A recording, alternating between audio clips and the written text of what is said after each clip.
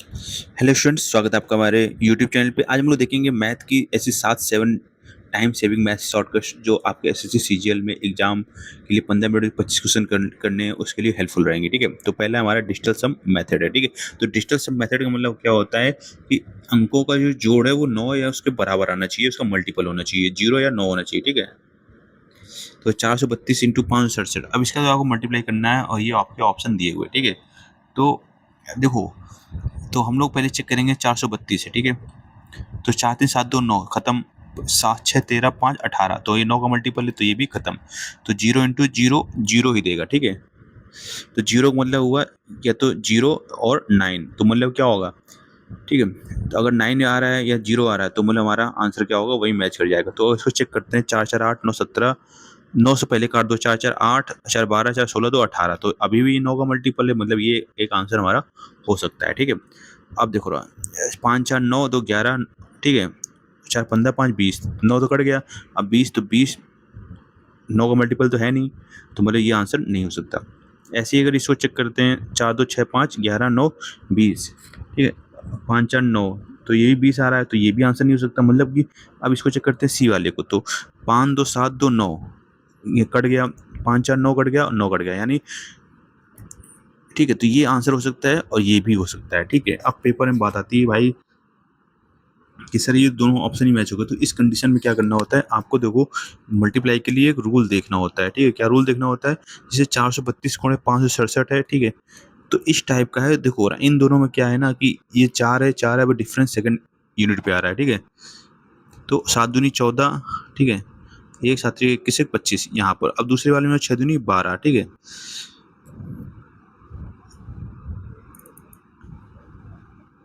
7 दूनी 14 किया, 7 21 22, sorry sorry. ठीक है, अब देखो 4 आ रहा है, 4 आ रहा है, तो अब देखो 4 4, तो एक ही ऑप्शन है इसमें, 4 4 आ रहा है, तो पहला वाला। ठीक है, समझ में आएगी बात ना। तो आप इस कैलकुलेशन को थोड़ा शॉर्टकट कर सकते हैं। ठीक है, आपको पूरा चेक करने की जरूरत नहीं रहेगी। या ये स्टेप तो आप पहले भी अपना सकते थे, क्योंकि 2 डिजिट है ना। देखो, ये स्टेप आप पहले भी अपना सकते थे। ठीक है, डिजिटल सम लगाने से पहले भी, क्योंकि लास्ट की दो 44 है और कोई सेम नहीं है, तो ये स्टेप आप पहले भी अपना सकते थे। ठीक है, अब देखो पास्कल रेशियो मेथड बात करेंगे, तो देखो 2 सालों के लिए 2:1 होता है, 3 सालों के लिए 3:3:1 होता है। ठीक है, और 4 सालों के लिए 4:6:4:1, 46 41 21 23 30 31 46 41। ठीक है,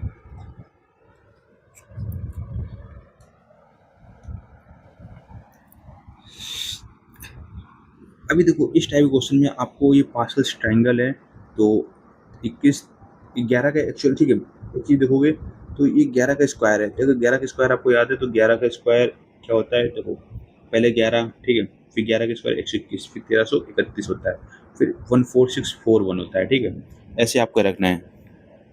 तो देखो ये जो पहला नंबर है इसको हटा देंगे। ठीक है, तो बस सेकंड 23 331 46 41 आपको लेना है। ये चीज समझ में आ रही है। अब ये समझ में आएगी। अब ये देखो रहा है, ये जो पहले वाले नंबर होंगे, ठीक है, ये जो पहले ये जो शो करेंगे, ठीक है, ये आपको ये शो करते हैं आपके एसआई को शो करता है। ठीक है, और अगर 2:1 लेंगे तो ये शो करता है हमारा सीआई को। ठीक है, और पहले वाले नंबर हटा देंगे, ठीक है, तो ये शो करता है 1, यानी जो इनके बीच का डिफरेंस है। समझ आई बात। तो अभी क्वेश्चन हमसे क्या कह रहा है, ठीक है, कह रहा है कि find CI on 10,000 at 10% for 3 years. ठीक है,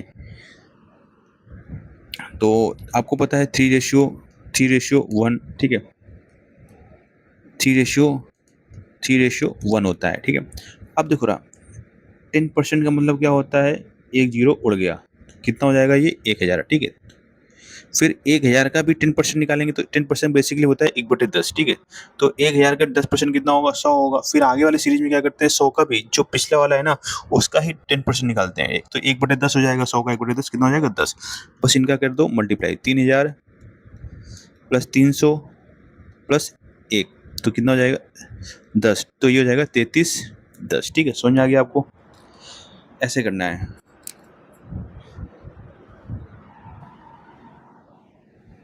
अभी देखो भाई, अब दो नंबर्स है वो 3:5 में, if 6 is added to both the ratio becomes 2:3।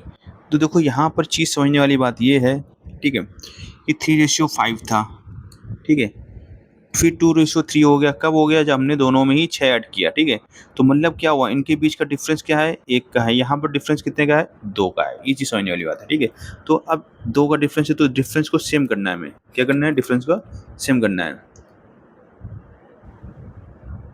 अब ऊपर देखो 2 का है और यहाँ पर 1 का है, तो क्या करेंगे? 2 का नीचे मल्टीप्लाई कर देंगे। तो देखो 3:5 ऐसे रहेगा, 2 दूनी 4, 2 तिया 6, तो 1-1 का डिफरेंस हो जाएगा दोनों में कॉमन, ठीक है। जब कॉमन डिफरेंस कर लिया, तो अब क्या करेंगे? तो 1 यूनिट की वैल्यू थी 6, तो 6 त्रिक 18 नंबर हो जाएगा और 6 पंचे 30, ठीक है। समझ में आ गया? तो नंबर से पूछे जाएंगे तो 6 त्रिक 18, 6 पंचे 30। अब देखो एलिगेशन में क्या है, कह रहा है कि use alligation to solve profit loss simple interest mixture replacement problems quickly, ठीक है।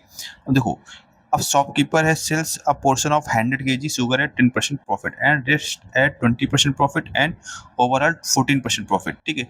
तो आपको मैंने एक कॉन्सेप्ट समझाया था, ये आपको तीर कमान चलाने की जरूरत नहीं है, ठीक है। मैंने कॉन्सेप्ट क्या समझाया था आपको, ये याद रखना है कि आपको पहले तो बड़ी वाली वैल्यू देख लेनी है। तो ये है 20, तो इसमें बीच वाली वैल्यू कितनी है? 14 घटा दो।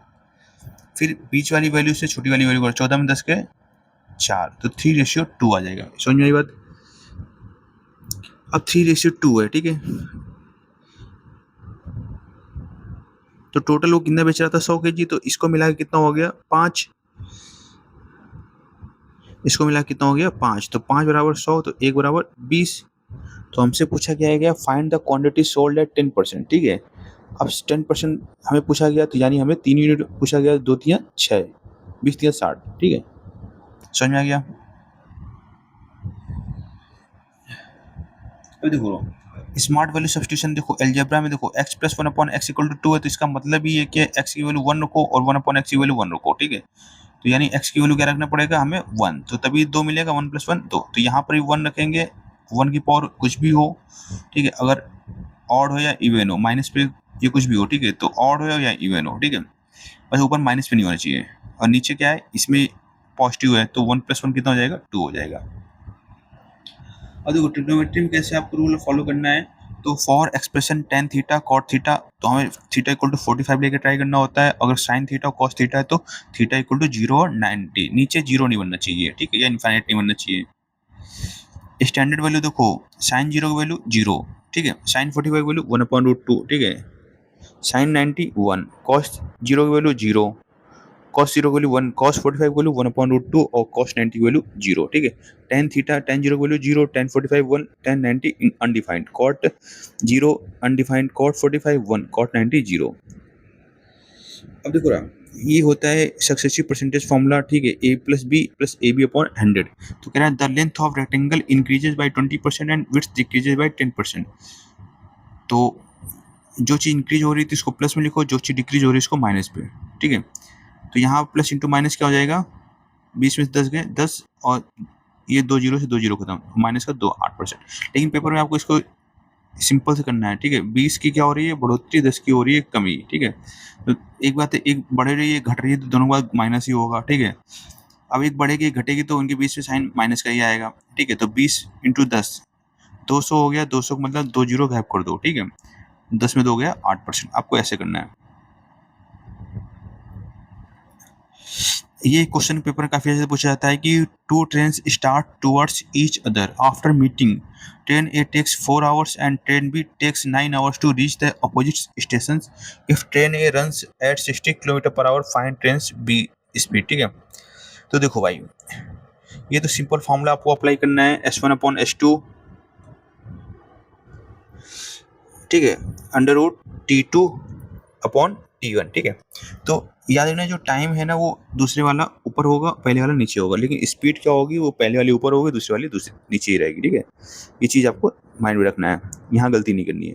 तो ए की स्पीड 60 है और बी की हमें पता नहीं है, अंडर रूट लिख लो, ठीक है।